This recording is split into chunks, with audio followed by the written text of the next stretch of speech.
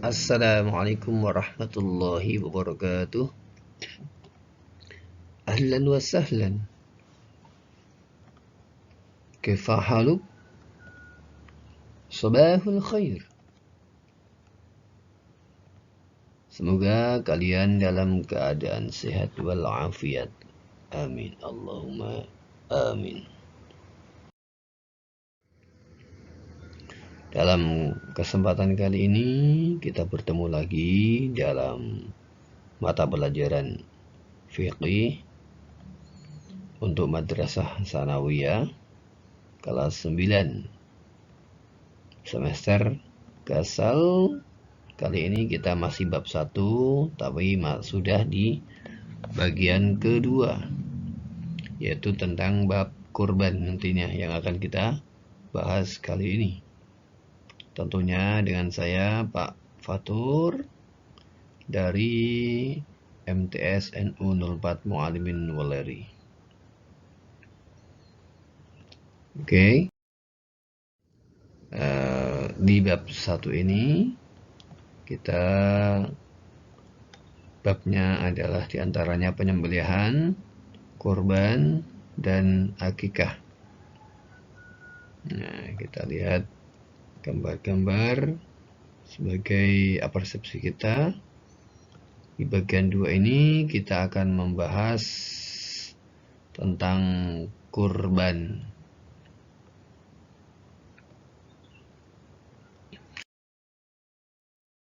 Kompetensi intinya seperti yang telah saya sampaikan, yaitu diantaranya KI1 menghargai dan menghayati ajaran agama yang dianutnya, menunjukkan perilaku jujur, disiplin, tanggung jawab, peduli, toleran, gotong royong, santun, percaya diri dalam berinteraksi secara efektif dengan lingkungan sosial dan alam dalam jangkauan pergaulan dan keberadaannya. KI3 memahami dan menerapkan pengetahuan faktual, konseptual, dan prosedural berdasarkan rasa ingin tahunya tentang ilmu pengetahuan, teknologi, seni, budaya terkait fenomena dan kejadian tampak mata. Keempat, mengolah, menyaji, dan menalar dalam ranah konkret, menggunakan mengurai, merangkai, memodifikasi, dan membuat. Juga ranah abstraknya menulis, membaca, menghitung, menggambar, dan mengarang sesuai dengan yang dipelajari di sekolah dan sumber lain yang sama dalam sudut pandang atau teori. Nah, tujuan pembelajarannya untuk bab penyembelihan sudah kita sampaikan di awal, sehingga kita tujuan pembelajaran di bab kedua ini kita bisa lihat ini ya, nomor 9 ini, yaitu kali ini kita kan membahas tentang kurban ya. Sehingga tujuan pembelajarannya kali ini adalah mengikuti perintah kurban dan akikah. Ini termasuk ya, menunjukkan sikap peduli dan rela berkorban kepada sesama, menjelaskan pengertian kurban, hukum dan dalilnya, mengidentifikasi syarat-syarat binatang kurban, memetakan hal yang disunahkan dalam kurban, menganalisis waktu pelaksanaan kurban, menjelaskan pengertian akikah dan dalilnya. Ini nanti ketika kita sudah mencapai bab akikah. Nah, tujuan pembelajaran kita adalah dari nomor 9 sampai ini ya, tentang waktu, memetakan syarat dan seterusnya ini ya, dari 9 sampai ini. Kalau kita sudah mencapai di bab akikah ya, nanti akan kita bahas tentang akikah. Kali ini kita membahas kurban. Nah, kompetensi dasar, indikator, materi, aktivitas kita di bab 1 sudah, sehingga yang kita bahas adalah sekarang adalah ini. Ya, tadi menerima perintah berkurban dan akikah. Indikatornya mengikuti perintah kurban dan akikah, sikap patuh pada perintah agama, cerita tentang hikmah kurban dan atau hakikah. Ya. Ini menjalankan sikap tanggung jawab, peduli dan rela berkorban. Indikatornya menunjukkan sikap peduli dan rela berkorban kepada sesama, sikap peduli dan rela berkorban kepada sesama, kegiatan penggalangan dana bencana alam, ini juga termasuk rela berkorban juga ya. menganalisis ketentuan kurban dan akikah. Nah, ini nanti di akikah. Menjelaskan pengertian kurban, hukum dan dalilnya, mengidentifikasi syarat-syarat binatang untuk kurban, memetakan hal yang disunahkan dalam kurban, pengertian kurban dan dalilnya, syarat-syarat binatang untuk kurban, hal-hal yang disunahkan dalam kurban, terus waktu pelaksanaan juga. Peserta didik mengamati gambar video kalau ada ya, kalau saya berikan video nanti kan videonya terpisah di ini, kita buat sendiri videonya nanti. Peserta didik mengungkapkan pendapatnya tentang apa yang mereka lihat dalam ini, dalam gambar video umpan balik diskusi. Peserta didik merespon dan memahami ketentuan kurban dan akikah. Ini masih banyak lagi ya, jadi kalian bisa baca. Ada cara menyajikan tata cara pelaksanaan kurban dan akikah, mensimulasikan teknik pembagian kurban dan distribusi daging kurban, membuat skenario pelaksanaan akikah sesuai dengan ketentuan nanti kalau bab akikah. Tata cara pelaksanaan kurban dan akikah, membentuk kelompok, mensimulasikan, membuat skenario dan seterusnya. Baik, kita lanjut saja. Peta konsepnya, penyembelihan, ada penyembelihan, kurban dan akikah. Kali ini kita membahas ini ya. Kurban, pengertian, dasar hukum, kesenian, ketentuan hewan kurban, waktu dan tempat penyembelihan kurban, sunnah dalam penyembelihan kurban, tata cara, hikmah ibadah kurban. Nah, ini nanti ada persamaan dan perbedaan kurban dan akikah. Kita lihat gambar-gambarnya dulu. Ini dicek kesehatannya.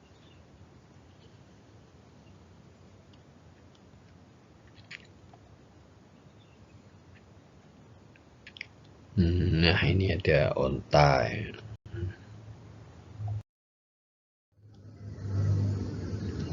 Bab 2.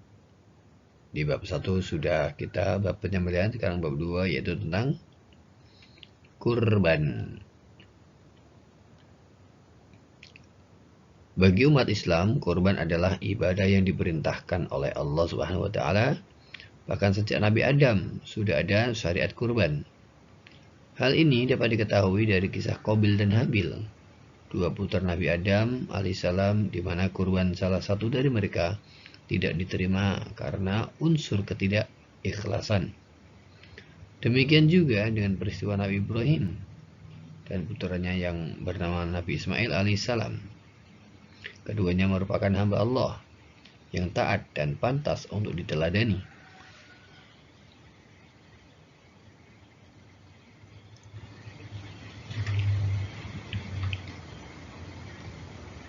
Pengertian kurban.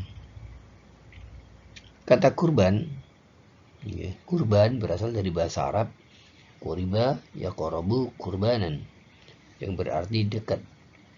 Maksudnya mendekatkan diri kepada Allah dengan mengerjakan perintahnya. Sedangkan dalam pengertian syariat, kurban ialah menyembelih hewan ternak yang memenuhi syarat tertentu yang dilakukan pada hari raya Idul Adha dan hari tasyrik, yakni tanggal 11, 12 dan 13 Zulhijjah, semata-mata untuk beribadah dan mendekatkan diri kepada Allah. Dasar hukum kurban. Kurban hukumnya sunnah muakkad bagi orang Islam yang mampu. Hukum berkurban bisa menjadi wajib jika dalam bentuk kurban karena nazar atau janji. Sebagian ulama ada yang berpendapat bahwa hukum kurban adalah wajib. Mereka menggunakan dasar hukum dari hadis Rasulullah SAW. Berikut ini. Ya. Qala Rasulullah SAW, man wajada sa'atu walam yudhahi fala yaqrabanna musallanan. Rawahu Ahmad. Rasulullah SAW bersabda, barang siapa yang memiliki kemampuan tetapi tidak berkurban, maka janganlah dia mendekat tempat sholat kami. Ini ancaman ya, sehingga mampu berkorban malah tidak berkorban, maka jangan, ibaratnya tidak dianggap lah gitu.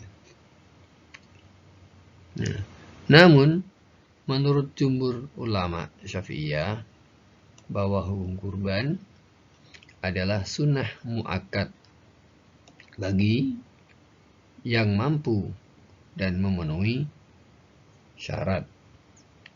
Dalam pandangan Islam, orang yang telah mampu tetapi tidak melaksanakan kurban maka dikategorikan orang yang tercela, bahkan sangat dibenci oleh Rasulullah SAW, sebagaimana firman Allah, Bismillahirrahmanirrahim, Inna a'tainakal kautsar fasholli lirabbika wanhar inna syani'aka huwal abtar. Surat Al-Kautsar ayat 1 sampai 3.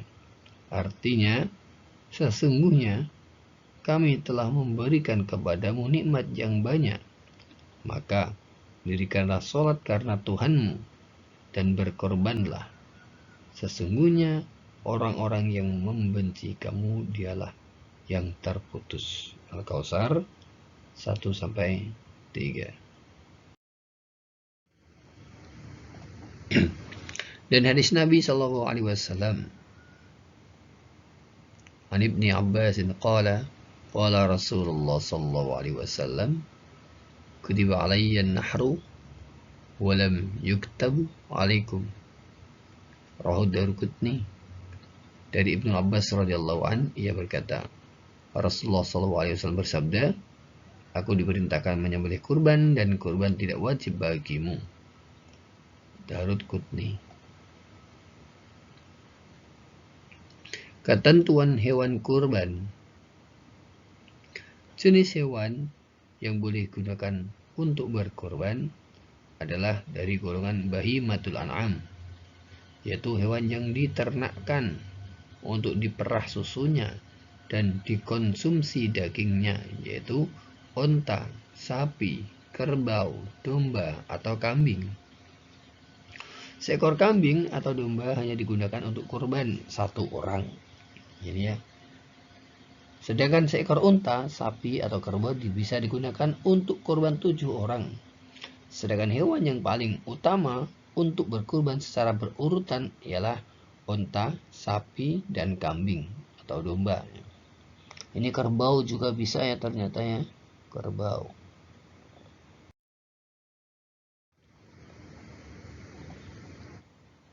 Adapun syarat hewan kurban adalah sebagai berikut.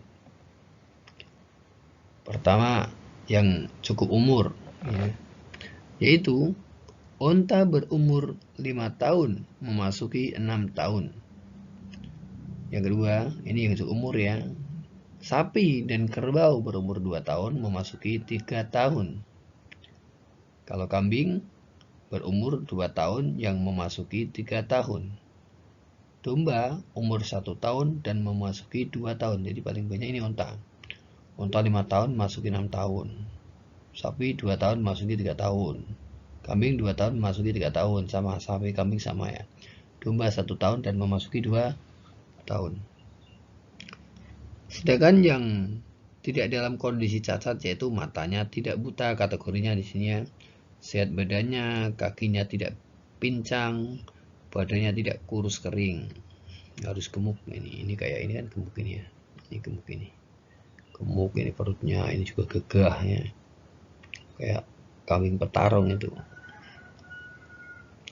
Berdasarkan hadis yang diriwayatkan oleh Barra bin Azib radhiyallahu an, bahwasanya Rasulullah SAW bersabda, nih,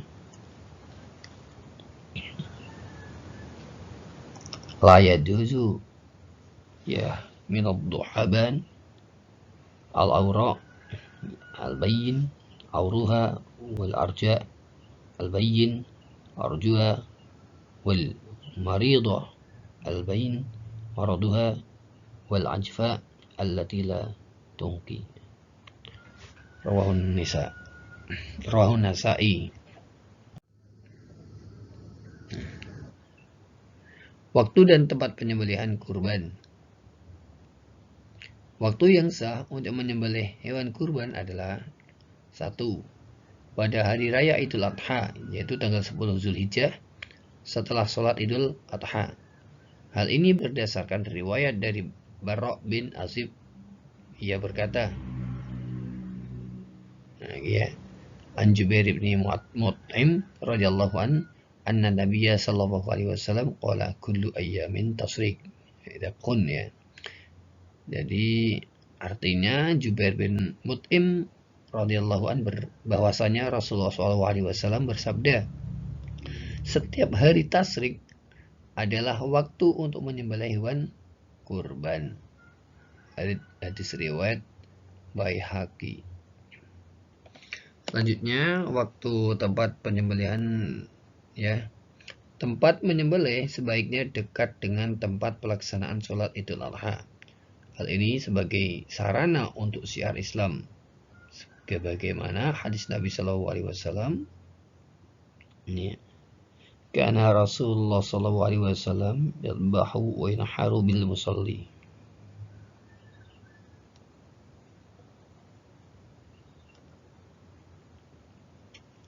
Dari Abdullah bin Umar radhiyallahu an, Rasulullah Shallallahu Alaihi Wasallam bersabda, biasa menyembelih kurban di tempat pelaksanaan sholat Id.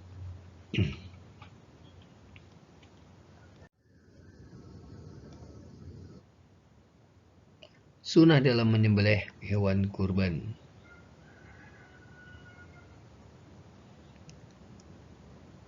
Hal-hal yang disunahkan saat menyembelih hewan kurban adalah hewan kurban hendaknya disembelih sendiri jika orang yang berkurban itu laki-laki dan mampu menyembelih, sebagaimana yang dilakukan oleh Rasulullah SAW dalam sebuah hadis berikut.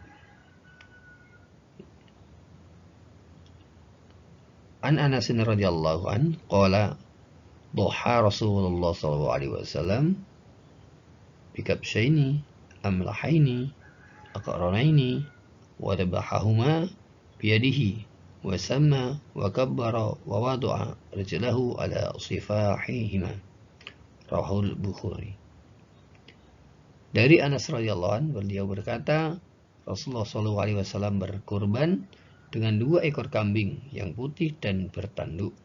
Beliau menyembelih dengan tangannya sendiri dengan membaca basmalah dan takbir, serta meletakkan kakinya pada leher kambing tersebut. Hadis riwayat Bukhari. Apabila pemilik kurban tidak bisa menyembelih sendiri, sebaiknya diserahkan pada orang alim dan ahli dalam melakukan penyembelihan. Kemudian orang yang berkurban dianjurkan ikut datang menyaksikan penyembelihannya. Disyariatkan bagi orang yang berkurban bila telah masuk bulan Zulhijjah untuk tidak memotong rambut dan kukunya hingga hewan kurbannya disembelih. Hal ini sesuai dengan sabda Rasulullah SAW. An Ummi Salamah anna Nabiyya sallallahu alaihi wasallam qala idza dakhala al-'asru wa arada ahadukum ay yudhhiya fala ya'khudh min sya'rihi wala min adfarihi syai'an hatta yudhhiya. Rawahu Muslim. Artinya dari Ummu Salamah radhiyallahu anha bahwasanya Rasulullah SAW bersabda, apabila telah masuk 10 hari pertama Zulhijjah dan salah seorang kalian hendak berkurban, maka janganlah dia mengambil rambut dan kukunya sedikit pun hingga dia menyembelih kurbannya. Hadis riwayat Muslim. Larangan dalam hadis di atas hanya berdampak pada hukum makruh jika melanggarnya. Selanjutnya, daging kurban sebaiknya dibagikan kepada fakir miskin dalam kondisi mentah dengan ketentuan sebagai berikut: sepertiga untuk yang berkurban dan keluarganya, sepertiga untuk fakir miskin, dan sepertiga untuk tetangga sekitar, atau disimpan agar sewaktu-waktu bisa dimanfaatkan. Tujuan pembagian ini untuk mengikat tali silaturahmi, dan sebagian untuk dirinya sendiri yang berkurban. Allah Subhanahu wa taala berfirman, ini liyashhadu manafi'a lahum wa yadhkuru ismallahi fi ayyamin ma'lumat ala ma razaqahum min bahimatil an'ami fakulu minha wa at'imul ba'isal faqir. Al-Hajj 28. Agar mereka menyaksikan berbagai manfaat untuk mereka dan agar mereka menyebut nama Allah pada beberapa hari yang telah ditentukan atas rezeki yang diberikan kepada mereka berupa hewan ternak, maka makanlah sebagian daripadanya dan sebagian lagi berikanlah untuk dimakan orang-orang yang sengsara lagi fakir. Al-Hajj ayat 28. Penyembelih hewan kurban atau pengurus kurban boleh saja menerima daging kurban, tetapi bukan sebagai upah menyembelih atau upah mengurus hewan kurban. Hal ini sesuai dengan hadis yang berbunyi,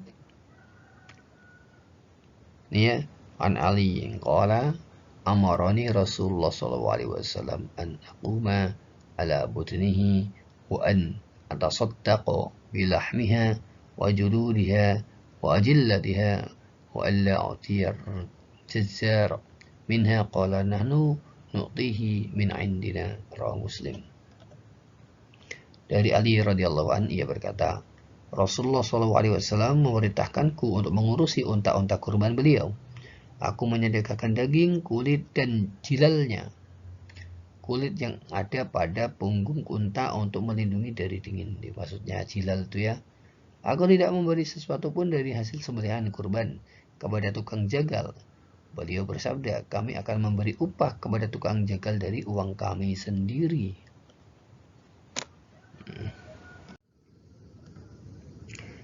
Demikian pula dilarang menjual daging kurban, sebagaimana sabda Nabi Shallallahu Alaihi Wasallam, "Wala tabi'ul luhumal hadi wal adhahi fakulu wa tasaddaqu wastamti'u bijuludiha wala tabi'uha." Rawahu Ahmad. Artinya, janganlah engkau jual daging denda haji dan kurban, karena ini berkaitan dengan haji ya. Makanlah dan sedekahkanlah serta ambillah manfaat dari kulitnya dan janganlah engkau jual kulit itu. Tata cara penyembelihan hewan kurban. Hewan yang akan dikurbankan dibaringkan ke sebelah kiri rusuknya. Jadi badannya di kiri ya. Yang kiri di bawah maksudnya.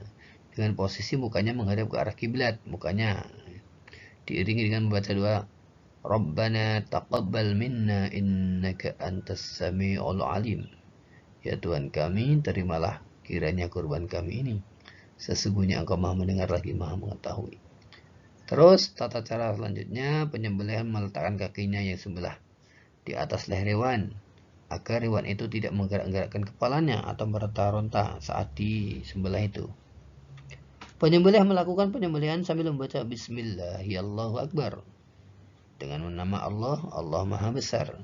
Dapat pula ditambah bacaan sholawat atas Nabi Muhammad SAW. Para saksi pemotongan hewan kurban dapat turut membaca takbir Allahu Akbar, Allahu Akbar, Allahu Akbar, La ilaha illallah, Wallahu Akbar, Allahu Akbar, walillahil hamd. Kayak takbiran itu ya. Terus penyembelih membaca doa qabul, doa supaya kurban diterima Allah. Allahumma minka wa ilaika, ataupun ditambah Allahumma hadi minka wa ilaika, Allahumma taqabbal min, siapa yang orang yang disebut untuk dikorbankan di sini ya, nama orang yang berkorban maksudnya. Ya Allah, ini adalah darimu dan akan kembali kepadamu, terimalah dari siapa-siapa. Hikmah ibadah kurban. Ibadah kurban selain bertujuan mendekatkan diri kepada Allah dan memperoleh ridhonya, juga sebagai ibadah sosial dengan menyantuni kaum lemah. Ibadah ini mengandung nilai keteguhan dan keimanan, serta menjadi bukti pengorbanan yang didasari dengan penuh keikhlasan dan kesabaran. Di antara hikmah berkorban sebagai berikut. 1. Bersyukur kepada Allah Subhanahu wa taala atas segala limpahan nikmat dan karunia-Nya. Yang kedua, menghidupkan syariat Nabi Ibrahim yang patuh dan tegar terhadap perintah Allah. Yang ketiga, mengikis sifat tamak dan mewujudkan sifat murah hati, mau membelanjakan hartanya di jalan Allah Subhanahu wa taala, menjalin hubungan kasih sayang antar sesama manusia, terutama antara yang kaya dan yang miskin. Kelima, sebagai mediator untuk persahabatan dan wujud kesetiakawanan sosial. Yang keempat, ikut meningkatkan gizi masyarakat. Demikian materi bab kurban ini. Mohon maaf atas segala kekurangan apabila saya salah tadi membaca dari dalil-dalil itu, karena agak kabur tadi ya matanya itu. Mohon maaf. Nah, kita akan belajar bab selanjutnya, yaitu babnya akikah. Kita akhiri pertemuan kali ini dengan membaca Alhamdulillahirrabbilalamin. Wassalamualaikum warahmatullahi wabarakatuh.